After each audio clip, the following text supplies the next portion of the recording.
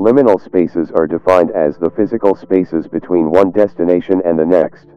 Common examples of such spaces include hallways, airports, and streets.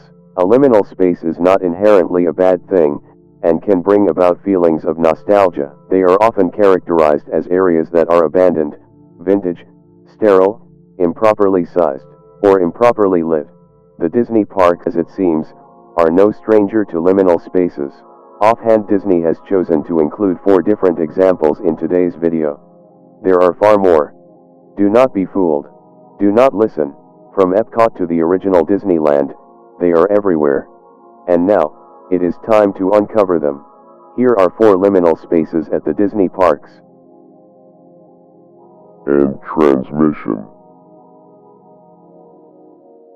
We will start with an easy one. Or at least one that doesn't exist anymore. Epcot is a land of many, many liminal spaces. From the entirety of the World Showcase, if you just so happen to wander it after park close, to the now lost and destroyed Innoventions. Or as the classic Epcot Center fans know it, Communicore. What I wanted to talk about specifically today, looking at Spaceship Earth from the World Showcase, is Innoventions West. This was the area closer to Journey into Imagination, the land, and the seas. And boy, did it house a couple of things when it was still open. As Communicore West, it had the Fountain of Information, a cool kinetic sculpture using lights, colors, and motion to illustrate the vast interconnected web of communications technology, what we know today as Twitter. I mean the entirety of the internet. I mean, sort of Twitter. The Age of Information, which was a musical diorama featuring a song of the same name, serving as a look toward technology of the future and how it will connect our world. And of course, the Intelligent Network Map, a large interactive map of the US showing the flow of information across the country. This was all supposed to tie back in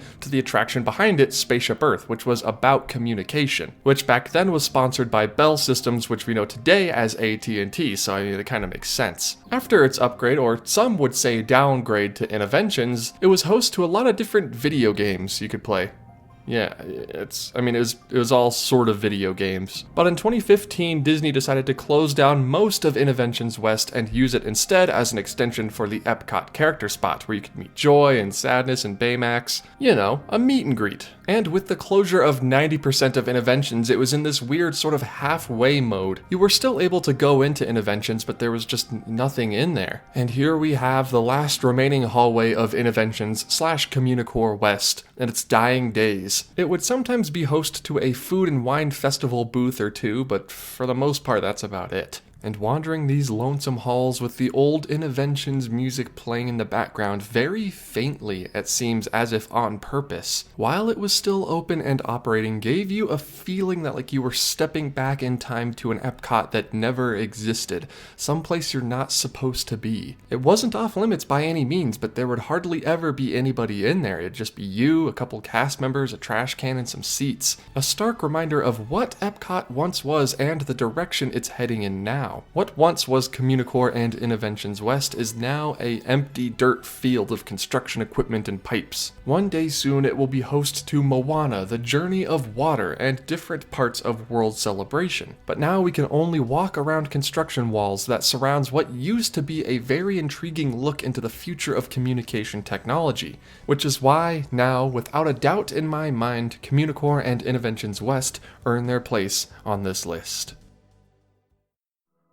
It's a well-known fact that in Disneyland, if you want to build absolutely anything, you have to have a sense of space. There's not a whole lot of room to expand into like in Disney World. Everything has to be built to a sort of smaller scale because Disneyland does not have that much room to expand. Something that stands out to me is maybe not a giant waste of space, but definitely a very large room where they don't need one, is the entrance to Space Mountain, a popular e-ticket attraction. Many people walk this path every single day, but not a ton stop and look around and realize that this area used to be part of an attraction, but now gives off abandoned shopping mall from the 80s and, I guess by extension, Innoventions Epcot energy. Just to the right of Alien Pizza Planet, you can walk under the archway for Space Mountain and hop in line. What opened as Rocket to the Moon, then renamed Flight to the Moon, and then again renamed Mission to Mars, opened, believe it or not, in Tomorrowland at Disneyland in 1955. I say believe it or not because that was a very hard thing to achieve back then. The show building is where Alien Pizza Planet is now, and if you look at the two show buildings, the facades are pretty much identical, just repainted and new signage. But after Mission to Mars opened in 1975, 2 years after, in fact, a restaurant called Space Place opened up. Now in those days you wouldn't have to walk past the Pizza Planet tables in order to board Space Mountain. Instead you would go up a pair of escalators where this funky mural is today. Instead, the path that you take to board Space Mountain today led to theaters and of course the Space Place restaurant. Which is why if you look at this photo you may be able to start seeing some remnants of Space Place today. And believe it or not, those order windows are still there today, they're just covered up. But it's not just the abandoned remnants of Space Place, it's also the abandoned remnants of my favorite attraction, the People Mover, where if you look up and around you may be able to spot some tunnels that look like they could be used for office space, but were in fact used for the People Mover back when it was running, before Eisner broke it. Like I said, a lot of people walk through this area because you have to get to Space Mountain, but not a whole lot stop and look around and just take in the fact that the area they're standing in right now is very weird. But now we have Pizza Planet, Space Mountain, and an abandoned theater that nobody ever uses unless you want to go watch like a movie preview or Star Wars Path of the Jedi for some reason. Next time you're in the area, just stop for a second, take a moment, and look around. Not only are you surrounded by Disneyland history, an old restaurant that used to be there and no longer exists, but you're also surrounded by this really weird energy of a space that doesn't quite know what it wants to be and is trapped in time. Something that, I think you'll notice, appears often on our list. A space that doesn't quite know what it wants to be, but nevertheless is used and very well traveled. And now, a side note, have any of you actually ever eaten at Alien Pizza Planet before? Let me know, because I've heard horrible things about the food. And now back to Epcot, because of course. Now we all love, or hate, the monorails. From the Mark 6 monorail being used at Walt Disney World to the Mark 7 at Disneyland, there's something fun about just hopping on one of these trains of the future, even though they are more trains of the past now, to get from point A to point B. But in order to board one of these feats of Imagineering and engineering, you have to first visit the monorail station. Different stations have different themes all over the resorts, like the Polynesian themed one at the Polynesian Village Resort, the turn of the century style train station theme used at the Magic Kingdom, or the, 80s futuristic era theme used at the Epcot monorail loading station, number 3 on our list. I mean, just look at that beauty right there. Does that not scream City of the Future to you? No, it doesn't.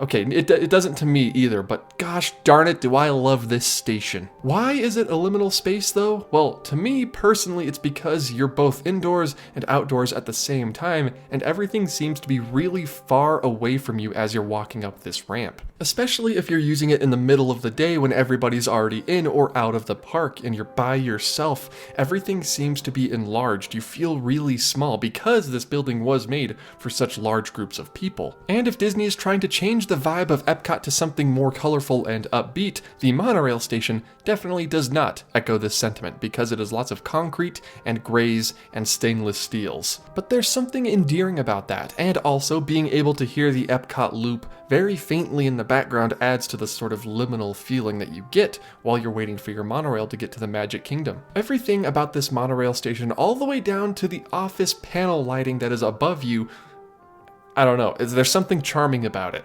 Outdated? Absolutely. A bit eerie when you're walking up the ramp all by yourself? 100%. But that was the charm of Communicore, and that is also the charm of the monorail station. Am I just going out on a tangent at this point? The TTC has a very similar feeling, but there's more color there. You're on the shores of the Seven Seas Lagoon, and everyone's excited to get to the Magic Kingdom. You hear the fairies in the background. It's a bit more happy. The Epcot station is the exact opposite of that. You don't feel like you're entering the world of the future or a magical vision of humanity. There you go. You feel like you're going to work in a dystopian factory, but that's not a bad thing. I don't know how to hammer that home. It's so uninviting that it's inviting to me. I'm not sure if this makes sense, but that's number 3 on the list. The Epcot monorail station. Uninviting and cold in the most inviting and warm way. That should be the motto. Now, the last entry on this list, I know it's not a top 10, it's more of a top 4, is back at Disneyland in the best attraction, well, second best attraction there. No, it's not the People Mover, that doesn't exist. No, instead we are talking about Pirates of the Caribbean. Now, this ride, again, like the Space Mountain entry, is visited by thousands of people every single day, and we all get to take in this liminal zone together. Now, as the attraction first begins and you weigh anchor, setting off from Lafitte's Landing, you journey into the Louisiana Bayou, a scene that is absent from Walt Disney World's Pirates of the Caribbean because you're not in New Orleans, but you are here. Now, you may be thinking to yourself, oh, the Bayou isn't a liminal space. It's not. You're right. It isn't a liminal space. It's relaxing, it's peaceful, it does everything that it sets out to do, and it does it very well. It does it so well that I want to set up a floating pool chair out there and just fall asleep because it's just that relaxing. And then you go under the pirate skull down a drop into the cave scene, but wait, back it up a moment, back it up. That's not the end of the bayou scene. Before that, you float by an old shack built on the banks of the river that you're currently sailing down. An old man sits in his rocking chair smoking a pipe while banjo music can be heard coming from inside. Also, no, not a liminal space, although it is a really cool set piece. No, the liminal space follows directly after, when you sail into the depths and abyss that is the black void underneath the Blue Bayou Bridge. This is the liminal space, because while yes, you can still sort of hear the banjo music playing in the background and the people talking over at the Blue Bayou, especially if it's the middle of the day and you just came in from the blinding sunlight, you cannot see a thing. It's like sailing into the darkest void you've ever encountered, and just at the moment you think you'll be lost in the void forever, you come upon a miniature show scene. Now, I consider it a show scene because it does help boost the immersion just that much. After sailing through this dark void, you enter what appears to be sort of a back alley house in New Orleans, with a warm light shining out the window towards you, and that's about it. This is the liminal space, because right here, it's usually silent.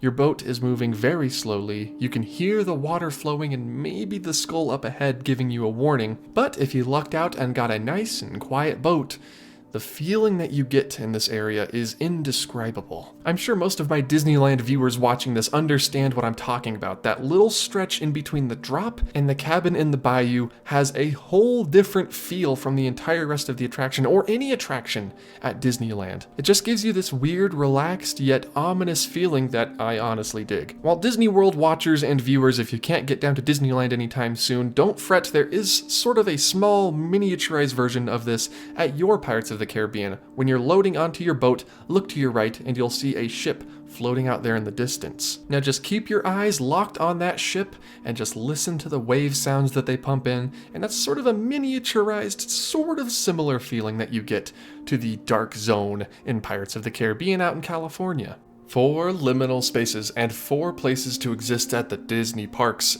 it seems, without the universe's permission. Now, I know I missed a couple of them in the video. Like I said at the beginning, I'm not going to catch all of them. Epcot is chock full of them. But if you know any of them that I forgot or didn't mention in this video, please leave them down in the comments below. I'd really like to do a liminal spaces tour of the Disney parks at some point in the future. And for all of you still watching, yes, this green void is also technically liminal space.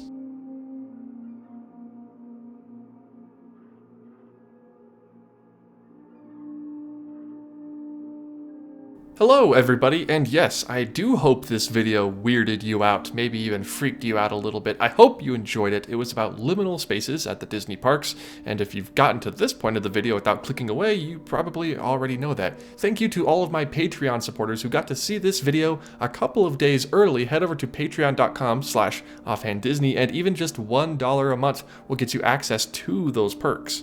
If you're interested in following me on other social media platforms, you can follow me on Twitter, Instagram, and TikTok at offhanddisney. Yes, I have all 3 of those. And now that the initial craziness of the 50th anniversary is behind us, I'm going to be heading back, believe it or not, this weekend. I'm already there as of watching, if you're watching this on the day I upload. So, yeah, it's just Disney all the time for me. Probably going to go to Disneyland soon here too, just to get footage. And you guys are really, really liking the vlogs that I've been putting out recently. The vlogs are doing extremely well, a lot better than I thought they would. So I will keep those coming if you all enjoy them. Thank you all so much for watching, and I will see you all in the next video. Honestly, just because it lines up perfectly, probably another vlog. Goodbye.